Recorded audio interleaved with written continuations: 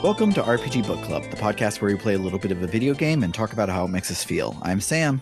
I'm Bernard. And I'm Trish. And today we'll be continuing our coverage of Digimon's story Cyber Sleuth Hacker's Memory, playing until we reach the end of Chapter 15. Before we get started, how was everyone's week? You know, I think this game could use a third subtitle. I think so. What's that? I mean, I don't have one in mind. I just think, why stop at 2 subtitles? Yeah.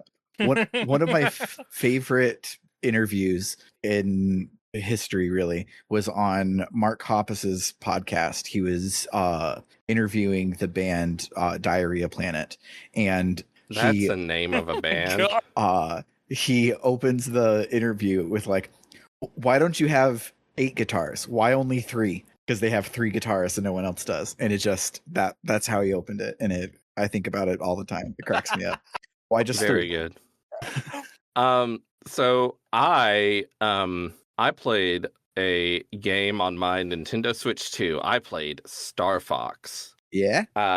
But I didn't play Star Fox 2026 on my Nintendo Switch 2. I played Star Fox 1993 on my Nintendo Switch 2. Hell yeah.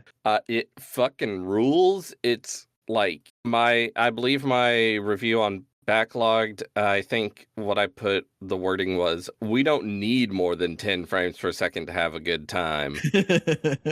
That's right. It's really impressive. And I had played it before a while ago, but I replayed it because, it takes an hour, so why not? And then I played for the first time Star Fox 2, the sequel, which was developed in 1995 but never released until 2017. And holy shit, it's fucking insane. Yeah. Yeah? It is absolutely bonkers. I was just screaming. Yes, good. I was screaming at the intro cinematic, the attract mode.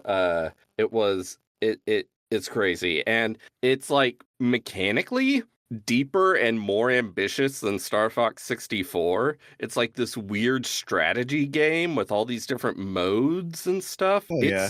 It's crazy. So what you're saying is we're all worse off for it being put on the side. Yeah. I don't even know. I don't even know what the world might have been like if it had been released. I just put a link to where I posted the attract mode if y'all want to take a look at 30 seconds of insane graphics. Y'all don't have to, though. I might. I like insane graphics. Whoa. Yeah, right? He just cut that guy in half. Yeah. Where did all these frames come from? Did they steal them all from Star Fox 1? I don't know. I mean, actual gameplay, it doesn't have that many frames. I was like, is this trickery? But I found a video on YouTube of someone playing the game on actual Super Nintendo hardware with a repro cart or something. I don't know. And apparently that's just how it looks. Yeah. This is like really fucking cool attract mode. That's really good. Yeah. With hyper limited polygonal things back in the day, your number of triangles was everything. So I imagine that because this doesn't require any interaction, every single triangle that might be off screen was not rendered so that they could make it work. But in gameplay, you have to do a whole lot more than that. That would be my guess, because that's very fluid and very cool. Also, I was just going around Wikipedia looking at stuff about Star Fox 2, and it turns out the director of the first 2 Star Fox games, Katsuya Eguchi, also is the co-creator of Animal Crossing. So I guess he just really is a furry. Yeah. Makes sense. I thought you were gonna say like really has a talent for making like memorable games, and I'd be like, no, really is a furry. And yeah, you're right. Yeah. Anyway, so I guess playing Star Fox and Star Fox 2 was just 2 hours of my week, because those are very short games, but they were the most memorable 2 hours of my week. So how about y'all? So listeners might be wondering where I went, because I disappeared for a little bit in terms of podcast material. That's because I felt weird and sick, but like a different set of symptoms every day, basically, all last week. And that was weird. And it basically, like, it all revolved around my lungs, chest area. And then it developed on my weekend, to where my weekend hit, and all of a sudden, I could not talk, or I could, but what came out sounded terrible.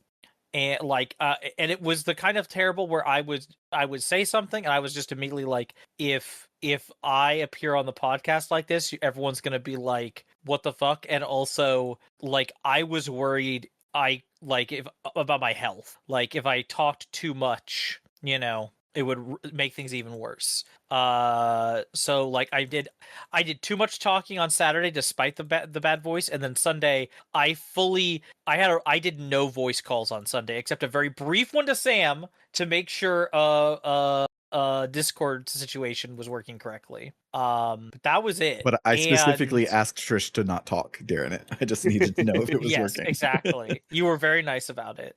And I don't know if I can truly express how, like, going a day with no voice calls, which meant a day off with no voice calls, which meant no dates, which meant only interacting with the people I love via text.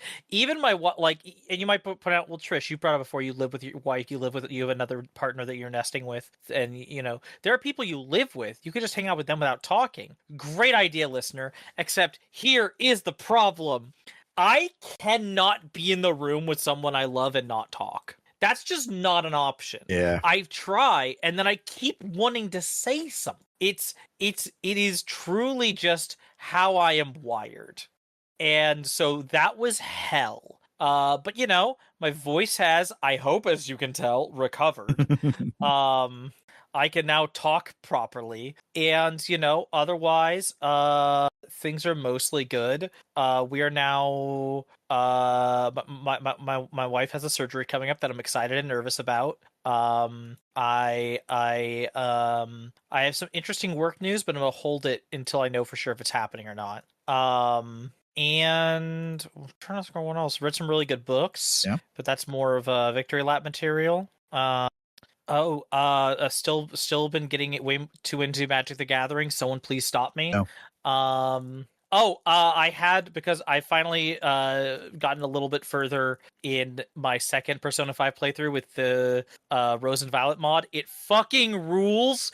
There's so much. There's custom animation, not like animations like in gameplay, but also animation over the game's animation.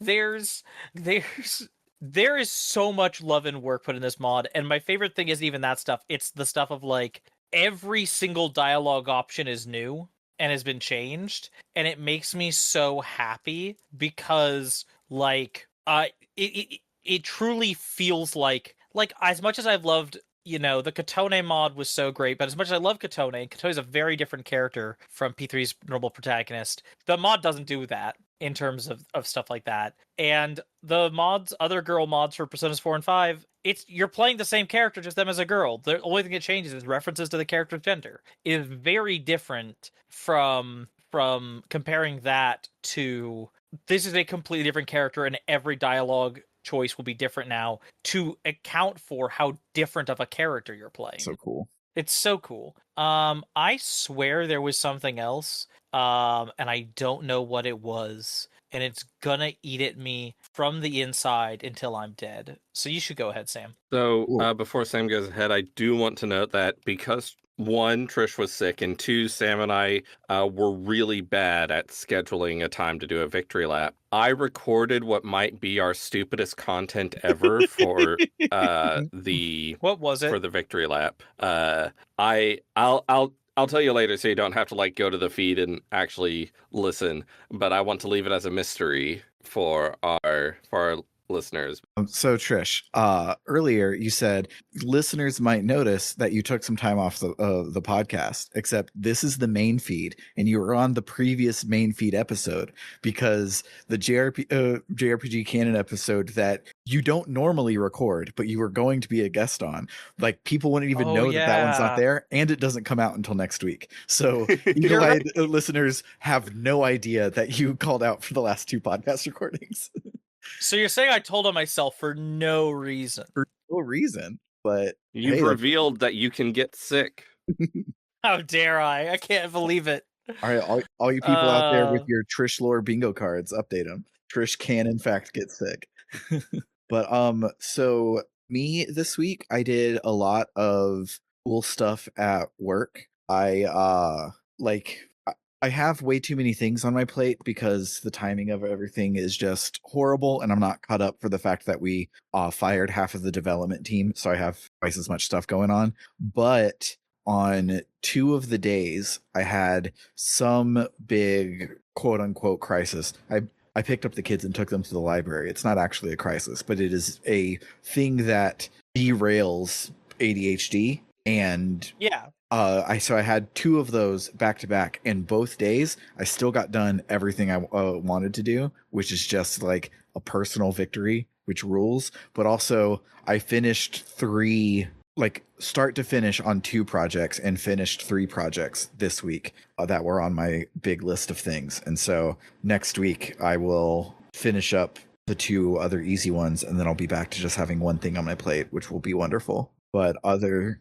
than that, I installed OpenMW and then realized that on our short list of things we want to do for the JRPG canon is Morrowind, and the timing of that is bad because I don't want to wait, but also if I play it right now, it'll be too soon to replay it later. So I'm living through a moral conundrum to decide if I want to play OpenMW or not. I'm assuming that's some sort of Morrowind port, modern patch thing. Yeah. And then the most Would you important. say that you don't want to wait for your life to be over? No, I wouldn't say that. I'm sorry. How dare you? No, but the other important thing that's going on in my life is I had my appointment with Dr. Bob that I mentioned last week, and he agreed that I should probably be on more Adderall. And so tomorrow morning I will take it's funny because you increase it by 5s. So when I say double the Adderall tomorrow, it's not exactly that sort of vibe. I'm just taking 5 milligrams more Adderall tomorrow morning, and I am excited to see how that goes. Oh yeah. Good luck. Yeah, maybe, just maybe, all of the Tales of Symphonia and JRPG canon episodes will come out on time now. Who can say? By the way, you said that, we would be recording Morrowind so soon, but I looked at our theoretical schedule, and that's like 30 episodes away. Really? I thought it was like 10 or 15. Okay, so I'll play it and then replay it and do one of those things where you find your birthday presents in your parents' closet, so that when they give it to you, you have to act surprised. I'll do that for the opening of Morrowind. No, I probably will. We'll just play it vanilla is what I'll do. I won't have any of the mods or anything, so it'll be more of a accurate representation. Mm-hmm. But for now, instead of playing good video games like Morrowind, we will play Let's bad play a video good part of a bad video game. Hell yeah. Because this week ruled. I'm the hater on this series, but this week ruled. Yeah, we were getting to the parts. It was really good. We were getting to the parts that I was mentioning back before we were going to play this at all, where I was like, oh, the end of this game, of the second game, is so good, and there's a lot of mid to get there. I need to convince somebody to play a lot of bad Digimon so they can freak out about this with me. This game does have a beginning, a middling, and an end.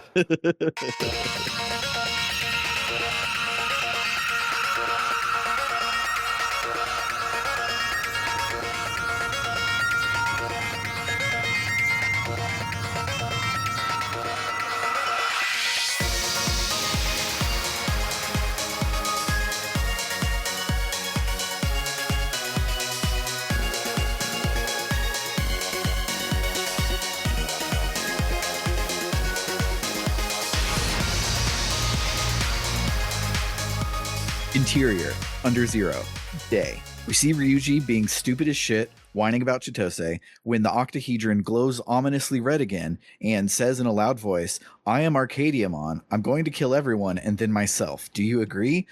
And Ryuji is like, of course. That makes so much sense. I'm all for that. The octahedron begins to open, and Ryuji begins to walk towards it, and Cyberjamon has had enough of Ryuji's shit and runs in front of him to push him back, but he gets too close to the octahedron and gets sucked inside. Exterior, Kowloon, Galacta Park, day. We see a heterosexual couple tentatively approaching Galactic Park. The girl says that she's too scared to be here, but the guy says that he's not afraid. He's been all the way to Kowloon level 2 before. We then see Ryuji arrive. A great and thing to say to get into someone's pants. We then see Ryuji arrive, and he stares at them weirdly. He's never seen a heterosexual couple before. They're so rare in this game. It's true. The girl gets scared because there's now a hacker there, but the guy is like, it's okay.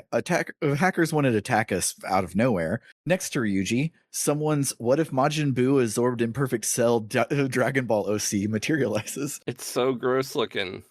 The couple does not like this fleshy monstrosity, and they flee in terror. The OC goes to follow, but Ryuji calls it back, says, this isn't your prey. And then he says that I will delete them before they can delete me. Fade 2, Interior, Houdier, Day. Totinos is watching the news deliver the exposition about the dimensional collapse and is joined by Wormmon in the digital flesh. Totinos is shocked to see him, but Wormmon is thrilled because that's just the kind of fella he is.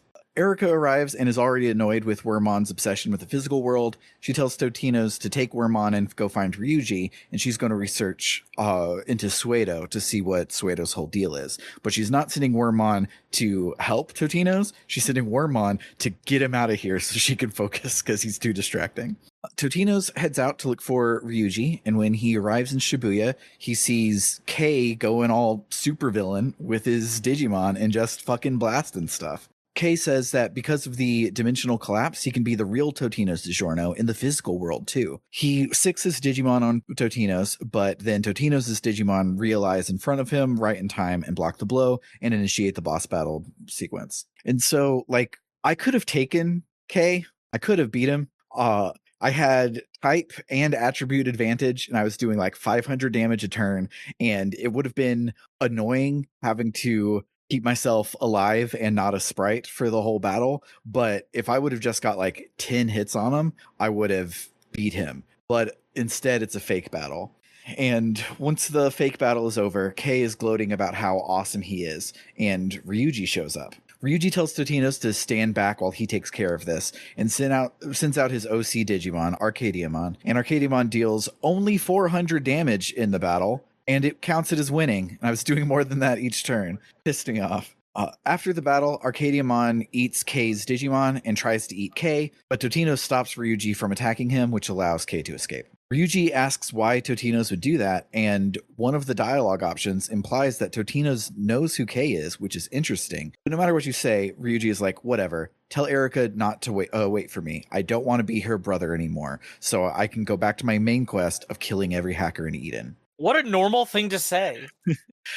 I mean, okay, we're gonna give Ryuji a lot of shit. I think there is some validity to his characterization as just, I think all the dark shit he is thinking and saying, I think it fits with a consistent, strong characterization. Oh, 100%. Yeah. Oh, agreed. I want to give him shit, but like it works. Yeah, works better than Arata. Arata's heel turn was stupid, and yes. This is a dude who felt like he was carrying his family, and who's felt like he's had to like have a strong back and a stiff upper lip for so long, and it just got too much, and he broke. Mm-hmm. Yeah, Arata literally went from, it's okay, I'll take the blame for everything and be a good character who's going to like save the day for all of you, to the villain in the same chapter.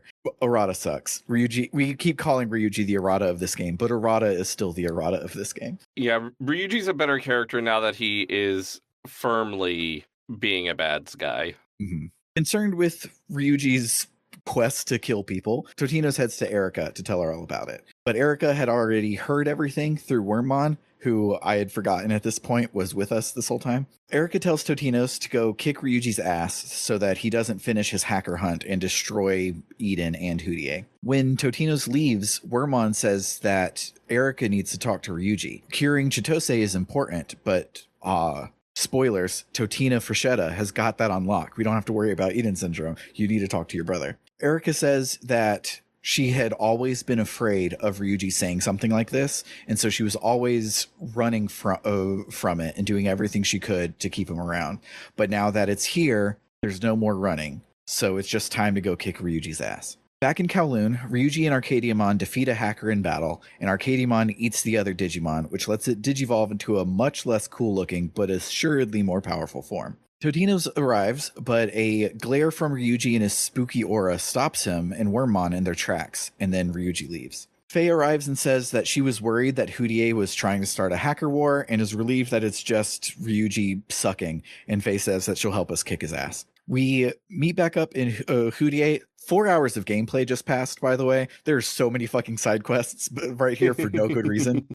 That's how these games go. Yes. So we meet back up in Houdier to discuss Operation Ryuji removal. And because we don't really have a choice, as in we, the players, can't make it not happen, we invite Date along to help us stop him. So the plan is to find him in Eden and backtrace his IP address to find where he's logging in from and then kidnap him in the real world. Erica and Faye go to Eden, which means Totino's and Date have to work together. In Eden, they run into Ryuji and Erica tries to talk to him, but he sicks Arcadiamon on her. Faye doesn't like that and intervenes to kick his ass. During the fight, Erica backtraces his IP address and sends it along to Totino's and Date. But when they get to the spot in the real world, the hacker that's there is not Ryuji. It's just some random hacker. And as they approach, he collapses, and at the same time, the Ryuji in Eden disappears. Ryuji, it seems, was onto us.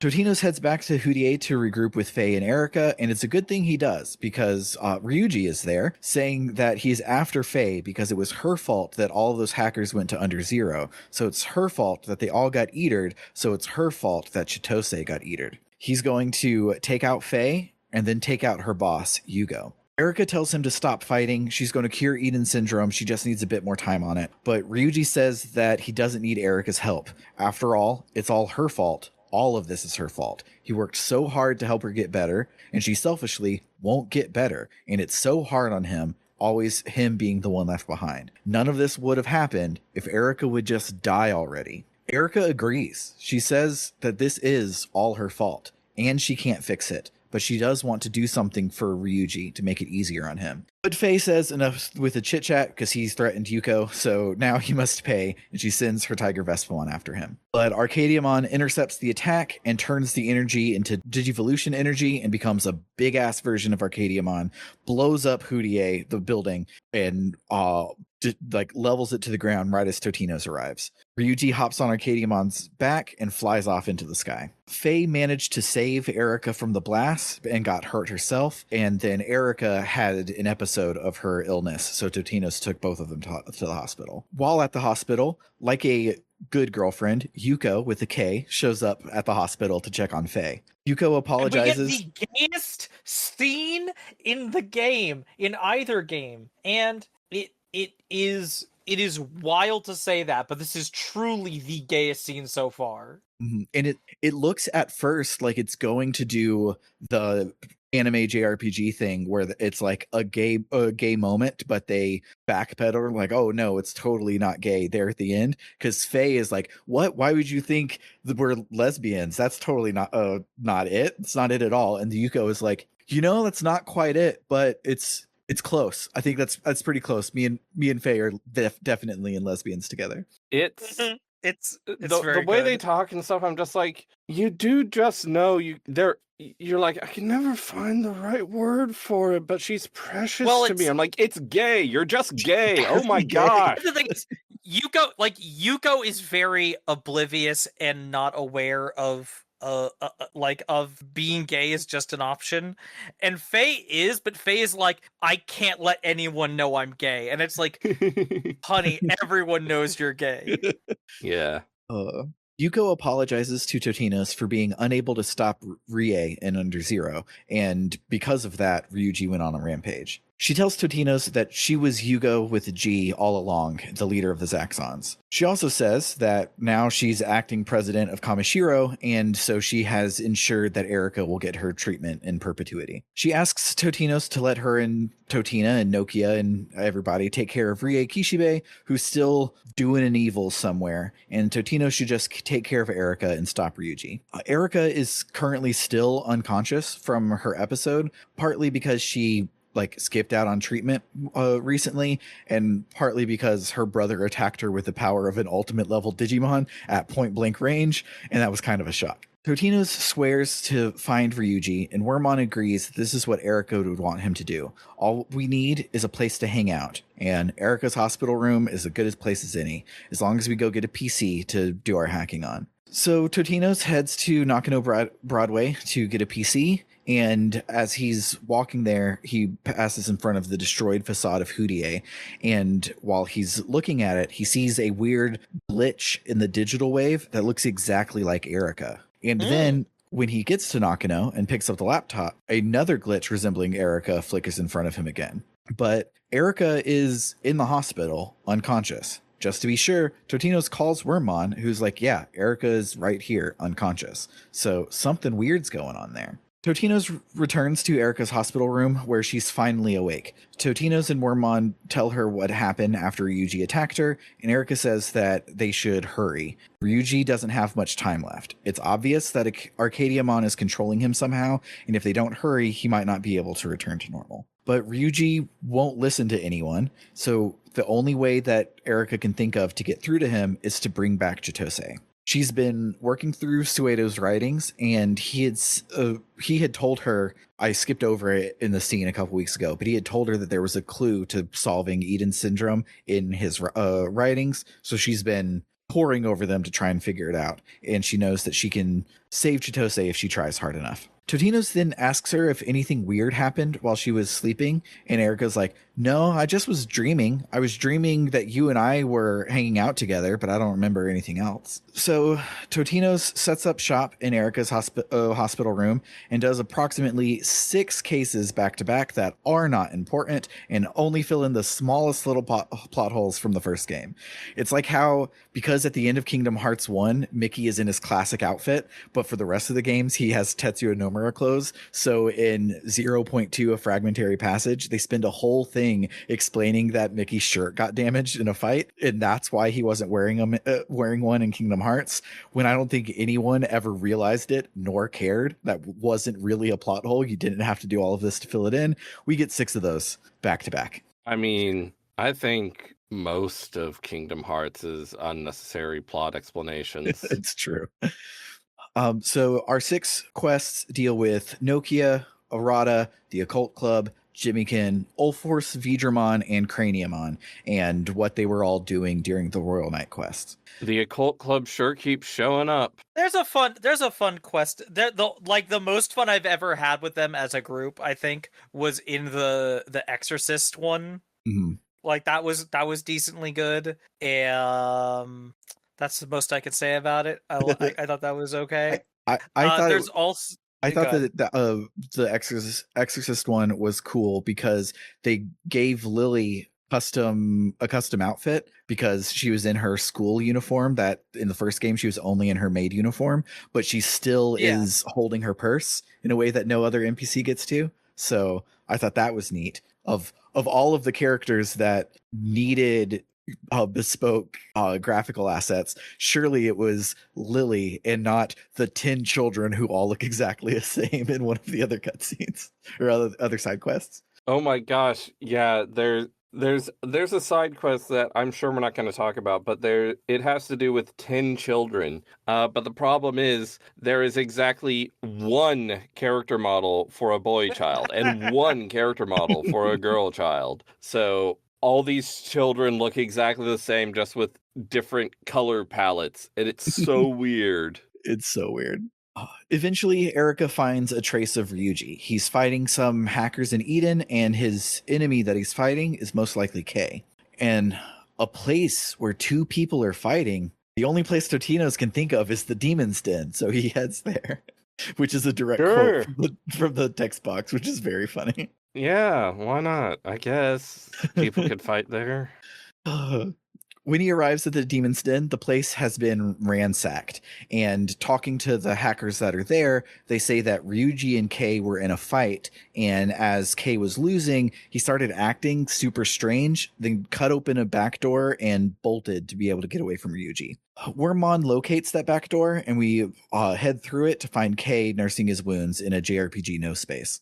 He asks Totinos if he's here to save him again. Totinos is always saving him and treating him all gentle and then looking down at him. Totinos is confused, so Kay opens the doorway and says to come through and see who Kay really is. And through the door is a big old dungeon, and a data remnant of Kay approaches and espouses some of his backstory. After Kay joined the demons, Hosaka, the person who stole Totinos' account, approached him and offered Hosaka's own account to Kay, and Kay says that he manipulated and used him in order to steal Totinos' account. We continue through the dungeon, doing some dungeony things while getting a lot more of Kay's backstory. After stealing Totinos' account, Kay stole Hosaka's account so that if Hosaka was caught, he wouldn't be able to squeal about who it was that helped him steal Totinos' account. Kay's plan was to defeat Akira Hosaka and be a hero just like him. And if that's not good enough, then Kay can be their enemy, and together they can take back what Kay stole. Because of this powerful enemy, he'll come running back to Kay, and they will be together. That's at least what the voice told him to do. I can hear a cat. I also heard a cat. Hi, Satsuki. But the plan didn't work. He didn't come to Kay. He went over and over again to Hudie. And that's not like him. That's not like Kay's hero. He was the only one who wasn't cruel to Kay. He was the only one who recognized his worth. He's Kay's best friend, and he doesn't want anyone else to have him. Wait, is this fucking play about us? At the the end of the dungeon opens up to a simulation of Kay Cafe where Kay is waiting on Totinos. Kay removes his mask and reveals not Totinos' face, but Yu's face. Kay has been you all along. Not you. You've been Totinos all along. Kay was also Totinos, but that was fake. He was actually you, and you were Totinos. Okay? Okay. So No, I'm Totina. So you stole Totinos' account so that he could get close to Totinos, even if it was just via his avatar. But that, of course, wasn't enough, and he needed the real thing. So he invented enemies for them to fight together so that they would end up getting close, and Totinos would become his best friend and vanguard. Oh, Wormmon is like, but you are already best friends? Why would you do all of this? And Yu says that he couldn't just tell Totinos how he really felt, that he wasn't content with just being friends, that he wanted more. But then the voice told him the truth. Totinos would never stand by Yu's side. In fact, the whole time, Totinos was probably just making fun of him. So Yu became so strong that no one would make fun of him ever again. But then a miracle happened. He was able to use Kay's power in the real world and truly become Totinos. Become the Vanguard, the best version of Totinos, with you forever. So doing the mod where you're playing as Seo instead makes this all so like I am sitting down this is really there's a lot of gay energy here in the normal version, but modded it becomes so transgender. Yes, absolutely. Like, this motherfucker stole his best friend who's a girl's avatar so he could live as her and become her, and it's like, dude, you can just take estrogen. You can just take estrogen. It's that simple. Suddenly, a digital ghost glitch resembling you tries to break free from Kay, but Kay says that he speaks for you now. Kay's mask floats above Yu's head and glows with a red flaming aura. He says that now he has become the truest version of Yu, and the mask turns into Matadormon. Matadormon says that he's done with Yu now, stabs his avatar and tosses it to the ground, where Yu's body is now just a digital mess like Totina's was in the first episode of the game. Matadormon says to not worry about Yu. He was just a means to an end. Yu was so desperate for Totinos' attention that he was easy to manipulate. Matadormon then rambles more about he and Totinos used to play hero all the time, but he was supposed to be the Vanguard. He wasn't supposed to lose. Totinos kept winning and making him lose. And he's saying all of this as if he's still Yu. But he said he was manipulating Yu for his own ends. And he does not have any dialogue after this boss fight. So I have no idea what Matadormon's whole deal was. Matadormon influenced you and you influenced him back. They became intertwined with each other's psychologies. Yeah, but in the same way that I Ray just and Crusadermon and yeah, it's yeah, normal. Matadormon just says he was a means to an end and then doesn't say what that end was. And it just probably is a localization error, but it's That still it is very true funny. that he doesn't say what the end was. No. The end was fucking shit up. Yeah. And Beat evil Digimon. my first fight against Matadormon, he did fuck shit up. Yeah. I proposed a hypothesis in the host chat.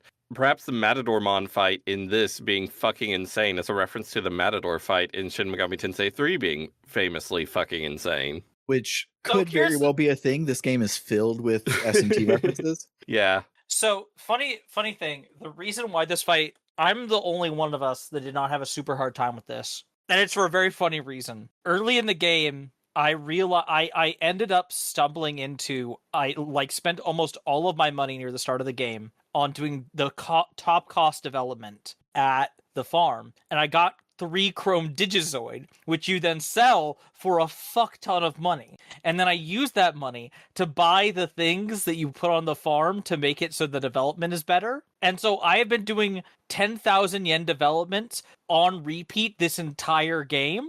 And one of the things you get a lot of good things out of that, but one of the things you get is occasionally you get Panic Barrier X's. Yeah. Which completely removes the panic barrier if you put on a Digimon. And so I've either been using that or using 2 slots with 2 normal panic barriers to do the same thing with all of my Digimon this whole game. Yeah, panic is it's confusion in most other JRPGs, but it hurts more here for some reason. I don't know why. It's really bad. Well, it's doesn't really Matadormon like inflict panic and increase your attack at the same time?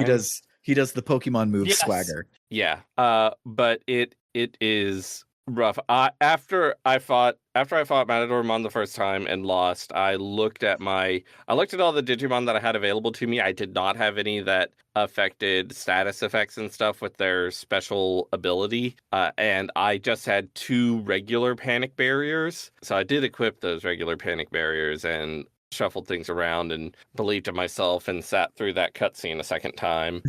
And I did beat it on my second try, but it was a thrilling battle. Yeah, I had to cheese it in the end because I'm playing the game stupid and I only have one Digimon. But I had a Magnadramon, which is a light aligned vaccine type, so facing the dark aligned virus type, was dealing a boatload of damage. But Panic, when you only have one Digimon, is extra bad because now I don't get to respond to anything Matadormon does for a while. And right as I would heal out of Panic, he would do it again. And so it was rough. So I put on Panic barriers, and my third time of just rolling the dice, because I only had one regular Panic barrier, not the DX. So I just rolling the dice enough times, I was able to survive long enough to deal shitloads of damage to him because I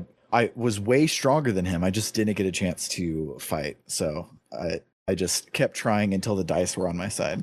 After defeating him, Matadormon returns to his mask form, never revealing what his deal was. Erica calls Totino's and says that Matadormon was able to control you because he was in a compromised emotional state, just like Arcadiamon is taking over Yuji. She also has an issue with the whole philosophical conundrum here that you was talking about.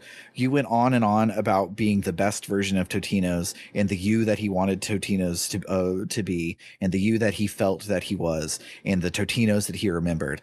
And she says, why do people have to only be one thing? Why can't we contain multitudes? With Matadormon defeated, Yu regains his avatar data. He says that he found the mask in Kowloon, and putting it on made him feel powerful, not just in his hacking skills, but in his confidence too. All the things that he accomplished as K were because of the mask. None of it was his own power. At some point, he just gave in to the mask and did everything the mask said, unable to control himself anymore. Yu asks for forgiveness, and Totino's grants it. But being a good person is what made this agony for Yu. So he doesn't want forgiveness. He doesn't want pity. He wants Totino's to yell and scream at him and say he never wants to see you ever again. He is tired of Totino's always being so perfect because you can never match up to him. He'll always be a weakling. So Totino's says some beatitudes to calm you down. You can pick "You've never been weak," or "You've always been by my side, haven't you?" or "Hey, I love you." And if you pick "I love you," the next text box is "Ha, gotcha," which is fucked up, but it makes you laugh. And he calls Totino's a fool, and the sexual tension fades. I have a lot of thoughts about this. Mhm. Yeah. Yeah. Yeah. Okay, I guess we'll go into them now. Sure. So my response to you in this moment, me, Bernard, is not, "Hey, I love you." I do not want to initiate a romance with Definitely you because you did some extremely fucked up shit. I want to say, go to therapy, gay boy. not. But if you give me the option to make this character who I didn't think could possibly end up being gay in this video game, give me the option to have him be gay. Of course I'm going to go with that. That's crazy. Cool. Yeah. So I do that and then immediately get a no homo in the most fucked up possible context. I don't like that personally. It's not great. Like if I overthink it, like you said, you doesn't deserve to Totino's. It shouldn't happen, and you destroyed Totino's life. So picking on him and belittling him right there would make sense. But it's at the player's expense, where the player was wanting to do a gay, and you get a no homo, and that makes it suck. I love pranks on the player, but I'm Not like I this. don't think I like this one.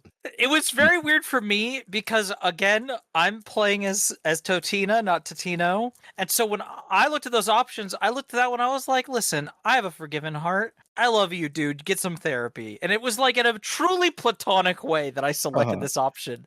But when it does the no homo, I'm suddenly like, oh yeah, for the normal canon, that's really gay. This sucks. Like Yeah. I hate just fucking traditional masculine bullshit with the fucking the whole like you have to say no like you cannot a man can't express any affection for another man without it being taken as gay. Mm-hmm. And yeah, just the wording of like "ha, gotcha" and stuff. It's like, oh, come on, come the fuck on. Yeah, it's not great. I did, when I was looking things up, see a Reddit thread where they were asking if there were any mods to remove the quote homophobia from this game, and they went and were going off about this scene in the way that like Tumblr users will go off about the most random thing as if it's the most important thing in the world. And the top comment says, "Homophobia is when you're straight." And I was like, yes, but not as a joke. I mean, okay, but here's the like, I'm now it's like hearing that makes me frustrated because I'm like, listen, it's not because like the characters don't feel straight. The vibes here are not straight. The vibes are gay and repressed, and the game is laughing about it in a way that doesn't feel like we're in on the joke. It feels like we are the joke, and that's fucked. I honestly don't. I feel like Totino's are Keisuke or whatever his name is, the hero. Doesn't I can see him being straight. I can see. Yeah, I don't think he needs to be gay, but just teasing me with the option of he could be gay, and then no, he's fucking with a gay boy's emotions like that is weird. Yeah, weird thing to have your hero do. Yeah, the way I could be okay with it to get through it is that it was a picking on him, like nudge in the rib cage sort of deal, because I don't want to hate Totino's. I've put a lot of time into this game. I can't hate him now. I can hate anyone. Over a black screen, Totino says that he feels betrayed by you, but he can't blame him because it's harder to choose than to be chosen. If you make the wrong choice, people will judge you for choosing wrong, but to be chosen, you kind of just have to be there. Totino's thanks you for choosing him, and in a strange way, you choosing Totino's was how he ended up in Hootie, and so Totino's will honor that choice by going back, quote, to that place. A while later, we join back up with Totino's in Erica's room, and she says that she figured out how to save Chitose. She's been reading Suedo's papers and figuring out how eaters tick. She figured out about the Eater Network and the Mother Eater and thinks that if they can just recover Chitose's mental data from the Mother Eater, he'll wake back up and talk some sense into Ryuji. Suedo's plan to reach the Mother Eater is his whole digital world gambit that he does in the first game, but Erica has a much simpler idea. If the Digimon are coming to this world through Eden, there must be a place in Eden with a connection to the digital world, and so tracing the Eater network through there should help them reach the Mother Eater. Which, like, honestly, they should have fucking tried that in the first game too. Like, Yeah. why didn't they be like, oh, all of us came here through Eden, let's rip a hole in the sky? Like, maybe rip a hole in Eden. I think that might be the way to do it. And it's like, I think the difference is ultimately, you know, the first game ends up going this big damn hero direction of where we gotta kill, like, defeat Mother Eater, save the world, save all the people with Eden syndrome. This is, listen, let's just, again, this is more of a hacker, not a hero. This is let's just sneak in and find this one dude and get the fuck out before they know we were ever there. Like, Yeah. It's a very different vibe. So Wormmon racks his brain to remember where he first crossed over, and his fuzzy memories point to Junk Plaza in Galacta Park in Kowloon Level 1. I don't know why that one screen has 3 names, but it does. And that area is importantly where the Cyber Sleuth party first crossed to the digital world in the Eden beta. So off we go to Junk Plaza to storm the gates and rescue Chitose. When we get there, Erica is able to find the tear and stabilize it, but it's not stable enough to fully return to the digital world, just make a connection to the Mother Eater. So Wormmon can't return home through it, but Erica promises to find a way to stabilize a connection so Wormmon can go home one day. So Wormmon stays behind to guard the tear and not get in the way, and Erica and Totino's enter into it and end up in the Eater Network place that Totina saved Arata and Yuko and Suedo from in the first game. When they're in there, a Eater comes to attack them, but Totino's weakens it, and Erica hacks it to steal its data signature so that Erica and Totino's will appear to just be some data that the Eaters have sent to the Mother Eater so that they'll be ignored and they can get the rest of the way in and save Chitose. As they travel the Eater network, they see tons of human mental data, and to help them sniff out which one is Chitose, Erica brought Arcadiamon, Chitose's partner. The power of friendship is going to help them figure out how to find Chitose. But instead of finding Chitose, they find Yugo, the real one, the one with black hair. He recognizes Erica as a complex digital existence, much like himself, and says that he has been protecting the mental data sent by the Eaters in hopes that it won't get destroyed. But there's too much. You couldn't possibly find one person's amongst all of that. And oh, wait, and Kailamon already found it. Chitose's bond with his Digimon and the existence of a digital shift in Tokyo are a perfect storm to maybe allow Chitose's data to return to his body and heal him of Eden syndrome. Erica then apologizes for not being able to save Yugo the way that they're saving Chitose, but Yugo says that he never had a partner Digimon, so him being saved this way wouldn't be possible for him. But when we accessed the mental data, we tripped security, and so the Eaters swarm Totino's and Erica. And while Totino's goes to escape, Erica gets pinned down by an Eater. Totino's turns to try and help, but Erica says that she'll be fine. She calls Wormmon and tells him to just shut down her mental server, and when Wormmon does, her avatar disappears from underneath the Eater. Wormmon says that she's fine and Totino should just hurry out of there, so he does that. Totino's makes it back to Galacta Park, and Wormmon closes down the tear. He says that turning off Erica's server is like a forced logout, so she should be okay, but we should go check on her at the hospital just in case. But when we get there, Erica doesn't remember us, or her name, or anything. We try and jog her memory, but that just causes her to have another episode, and she collapses. We get her to the treatment room and get her plugged up to the machine, and the nurses say that the force shutdown broke the link between Erica and her memory server, but they are working overtime trying to help her out, and that we should come back and see her tomorrow. But in walks none other than Akemi Suedo. Turns out that he's the one who developed the theory behind Erica's treatment. He doesn't normally oversee her treatment, but because of the accident, they called him in so that he could take a professional look. We tell him everything that happened in Eater Space, and he says that we should still be able to restore Erica's memories because in her memory server, there's a backup program that should be able to restore the link to Erica whenever the server comes online. But for some reason, it's not doing that right now. But since Wormmon has access to Erica's memories and his link to her server isn't broken, he might be able to get us access and to get in, enable the program, and restore her link. But Suedo thinks that we shouldn't restore her memories. Not because there's no cure for her treatment and it would be better for her to spend her last days in peace, but because he's going to Mass Effect Synthesis ending and then all sadness will no longer exist. So anything that they have done or will do will be completely meaningless once the world gets overwritten. I love Suedo in this game. Because he's not our big bad. No. He's just some dude who's someone else's big bad. But to us, he just shows up sometimes and is weird and creepy, but also kind of really nice. Like, Yeah. he's so helpful and kind. Because, like, when you get past all the shit that this guy has done and is doing, he does genuinely just want people to be happy and to be doing better. And so he will do things to help us out just because he sees people who could be happy and they're not. And it's like, it's fascinating. I love it. He is so weird. And I love how we don't do anything about all that stuff he just said. It's just like, well, I hope either he's talking out his ass or someone else does something about that. Right?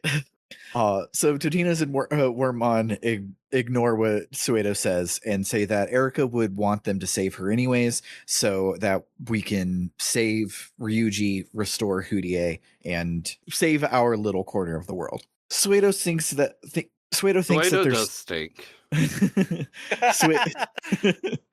Suedo thinks that they're stupid for doing this, but he admires their moxie and gives them the URL to Erica's memory server. When Totinos and Wormmon get inside, we get to play one of the parts of the game that I was so excited to show off to y'all when we played this game. It's similar to Yamashina's Brain Dungeon, where we fought the Vedamon or whatever in the first game, except it has way cooler backgrounds of Erica's various mental states as we travel deeper into her memories. It's visually stunning. It's the coolest thing that I had done in a JRPG back when I played it in 2019. I love it. I think I've mentioned I'm currently playing through the video game Amori right now for the first time, and it's so funny, the confluence, because the art style is very similar, of this sketchy, cartoony, but like not cartoony can mean a lot of things. Cartoony in like a specific like cartoonist, not animation, but like cartooning as like a like I don't know, like Sarah Scribbles or something. Like it's one of those sort of art styles, and it looks so gorgeously rendered, and it is so strangely emotionally affecting. Like I have a very hard time putting the experience into words, except it is impactful. It is interesting. I understand why you were so excited to share it with us, because this is really fucking cool. It's so cool. Yeah, it's really cool. And like, I'm trying to remember exactly how it works. I think like there are parts where like you get through a screen, but then it like zooms into the background and like zooms into her eyes or something, and then like you see the next screen materializes, and it's I forget the exact details of mechanically how it works, but it's so cool. It's so cool. While we travel through Erica's memories, Totino's encounters her memory AI, an artificial brain that interfaces with her memories to help her keep everything straight, since she's offloaded so much of her memories here in Eden. And since in this game it takes a lot of horsepower to keep things straight. Yes. Gotcha. Totino's tells Wormmon that he saw this AI in the physical world, which Wormmon thinks is weird. But right now we're here to restore Erica's backup, so let's focus on that and not the AI subplot. So we find the backup terminal and restore the link to Erica, but the path through her memories continues deeper. Totino's wants to go check it out, but Wormmon says that Erica shares her memories with Wormmon, and even he isn't allowed to see the memories past this point. So if we try to push through, he'll kick our ass. So Totino's complies, and they exit the server and Eden, and they return to Erica in the hospital room. She has her memories back, and she thanks us for saving her. But the nurse pulls Totino's aside. She asks if we know where Ryuji is because he's Erika's next of kin. Her condition has worsened and they need to contact him ASAP. We have Chitose back, so hopefully we can find Ryuji and knock some sense into him, but that'll happen next week. And now we have our memorable moments.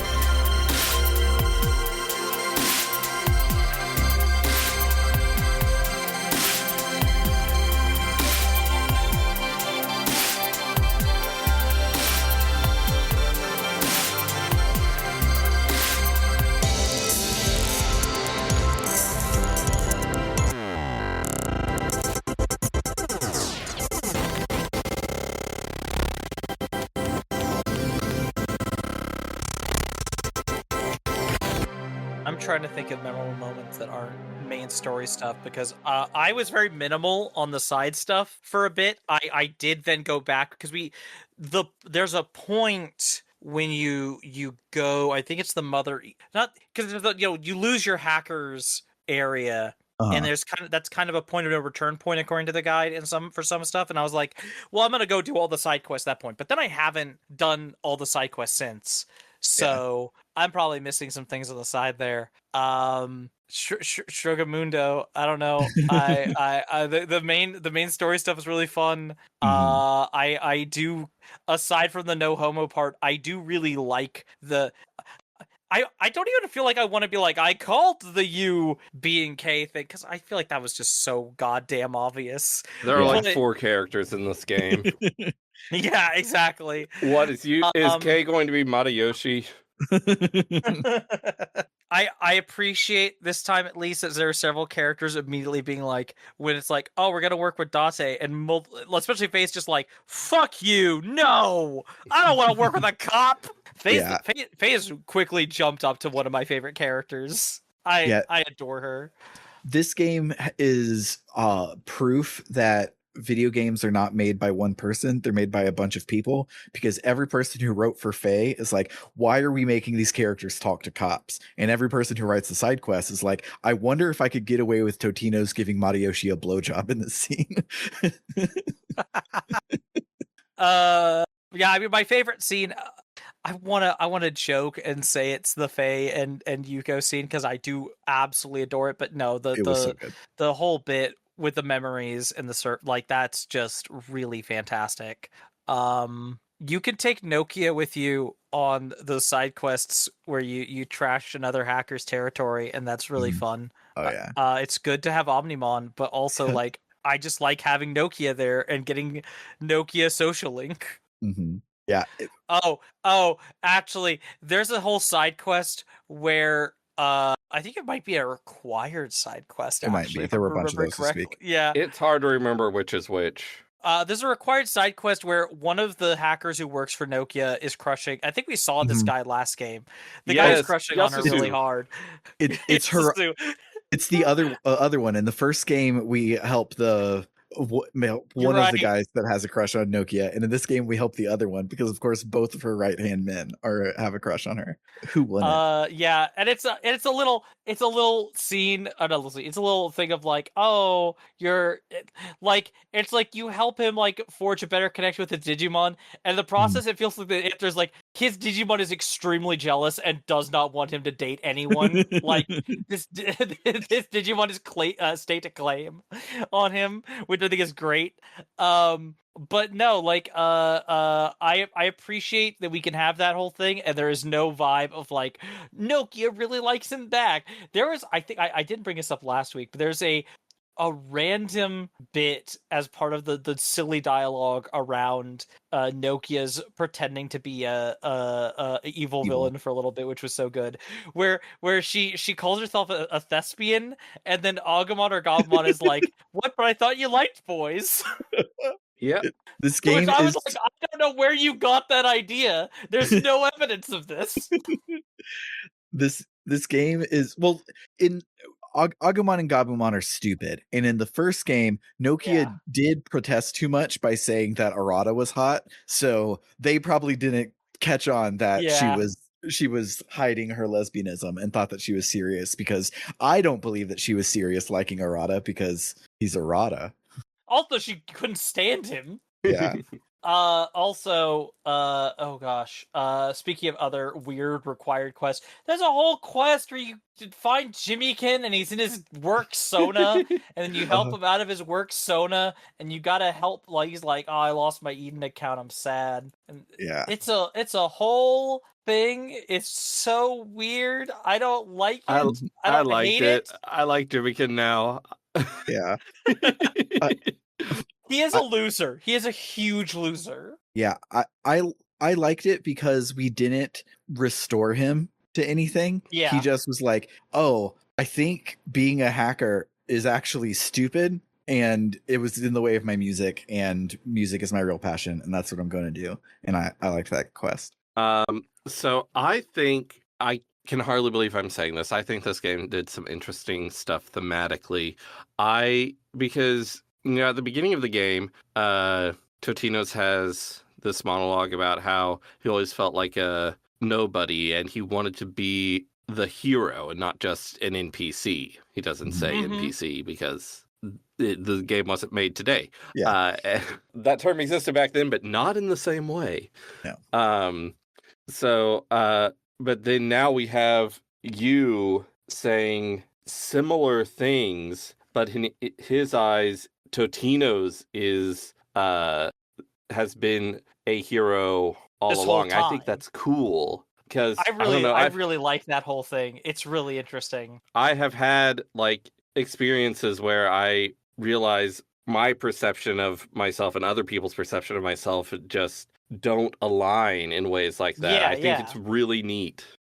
I think it's my favorite part of that, and I'm really glad you brought it up because I thought of it and then I forgot completely. While you were talking earlier, I was desperately thinking, like, what was that really cool thematic thing I wanted to talk about?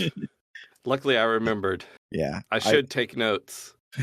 One thing I really like about this second game compared to the first game, even with second game's problems, is the second game has theme in a way that the first one didn't, and it has like several interacting themes, which is very cool and the sort of like treat that you don't get out of Digimon games until then. And then you have similar stuff in Time Stranger that I can't wait till y'all play so we can talk about it. But yeah, it's neat when games are about something. Yes. Sometimes games aren't about anything.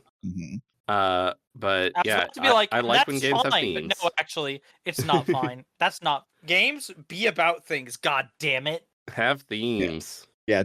Tetris better make me. Actually, no. Tetris Effect was about something, and it did make me cry. So yeah, even my joke answer of they should be about something has at one point been about something, and it did in fact make me cry. When I replayed, well, I was replaying it, but also I beat it for the first time. When I played Death Stranding the last time, I was thinking about, you could really criticize this game for being extremely heavy-handed with its themes and visual motifs and stuff. But then I realized, most games don't even have themes or motifs or stuff. So the fact that this game that Death Stranding is being so deliberate about everything is actually really cool, and I don't think it goes too far at all.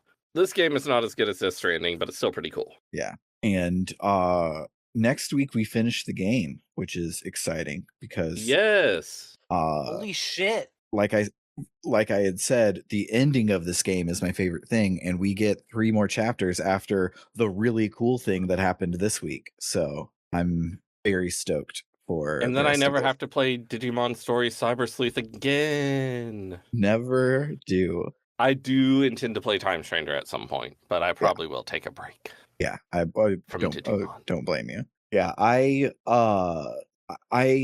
don't recommend people do the DigiDestin challenge that I'm doing until I game design it better. But I have to do a lot of extra game design because Media Vision decided not to.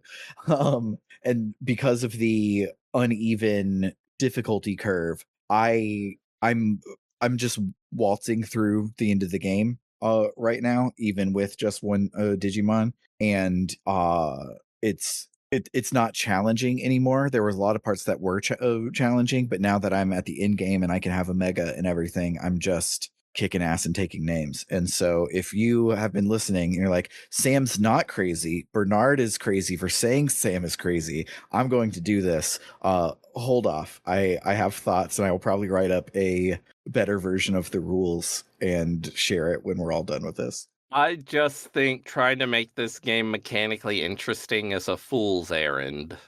It's true. When I decided to do it, I had Time Stranger on the brain, and I had forgotten how many things Time Stranger actually changed. Like there were a couple big ones. Like if you have the money, you can resolve a Digilab training thing instantly. You can just pay to finish it, so you don't have to leave your Switch on for hours and hours. You can just go and min max and stuff like that. And those were the big ones that I had remembered were different. But there's so many smaller little things that it makes Hacker's Memory and Cyber Sleuth much harder to do a challenge run on of basically any kind. But yeah, that's my I'm playing this game wrong update corner.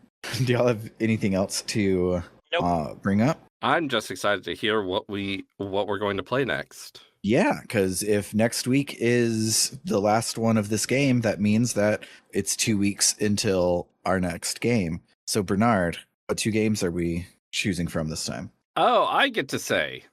Mostly because I forgot and I don't want to have to go look it up. Oh my god.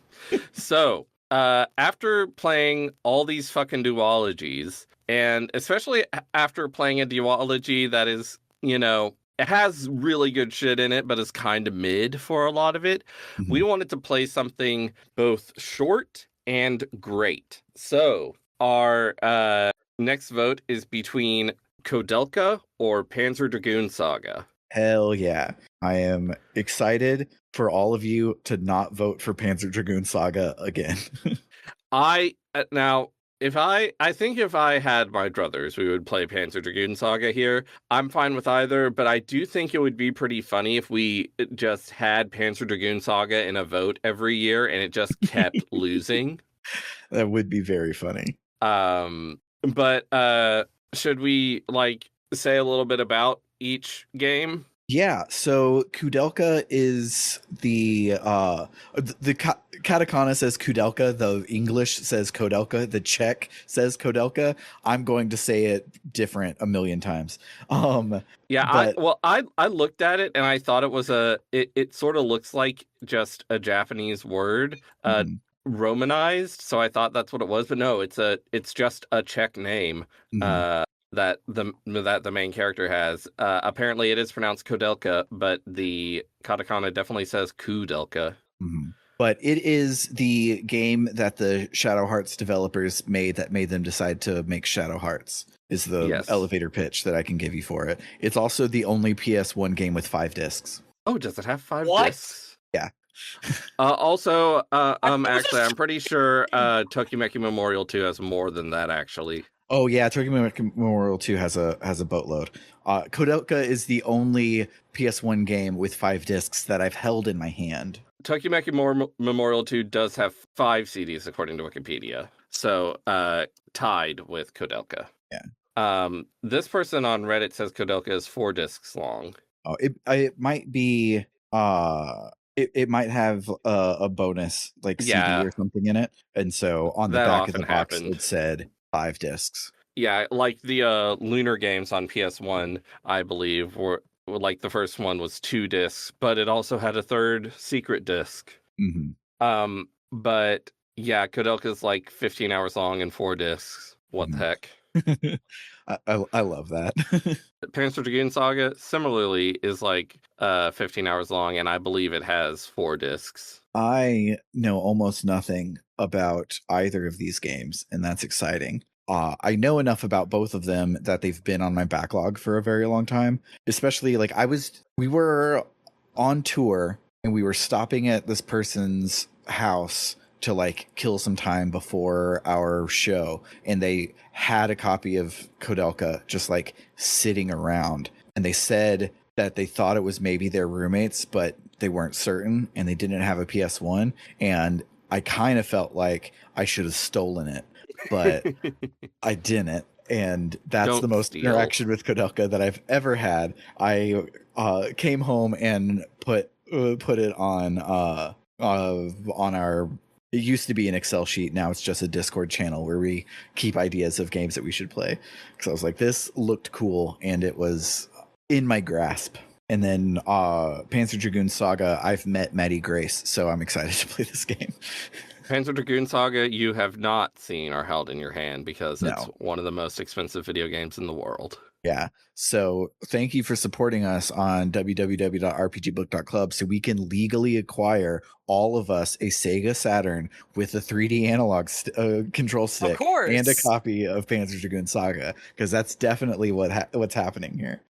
Yeah, we're gonna need about probably $4,000. 4,000, 5,000, something around there. Yeah, so chop, we got 2 weeks for y'all to do that. But if you want to choose between those two games, you can head on over to www.rpgbook.club and make a donation. All of the donations just go to offset our operating costs for this show. And if you decide to donate $1 or more a month, you can become one of our gadabouts and also get access to our bonus feed, which is filled with after shows for every episode, as well as bonus seasons of the show, such as Tales of Podcastia and the Escape Pod. If you up your donation to $5 or more each month, you can become one of our warriors and get your name read at the end of every episode, a little like this. Shouts to Dragon Slayer 19, Freddie Rodriguez, and JFro Prime. And then if you really, really love us and you want to be one of our luminaries, you can donate $20 or more a month and get a short once-in-it shout-out or advert right at the end of each episode, a little like this. Shouts to El Tantavi, who wants you to check out aftermath.site, a worker-owned, reader-supported news site covering video games, the internet, and the cultures that surround them. Shoutouts to Keldronis, who wants you to check out Podcasters Assemble. It's a documentary-style, crowdsourced movie hype and rewatch podcast. Every season, podcasters from around the world are assembled to review, reminisce, and riff on a popular franchise. And shoutouts to Vimke, who says, "Keep my mouth shut." And shout out to It's Claire Time, who says, "For you TTRPG nerds, check out Fabula Ultima. I'm not affiliated with the game, I just think it's neat." For RPG Book Club, I've been Sam. I'm Bernard. And I'm Trish. Toodaloo, folks. Bye-bye.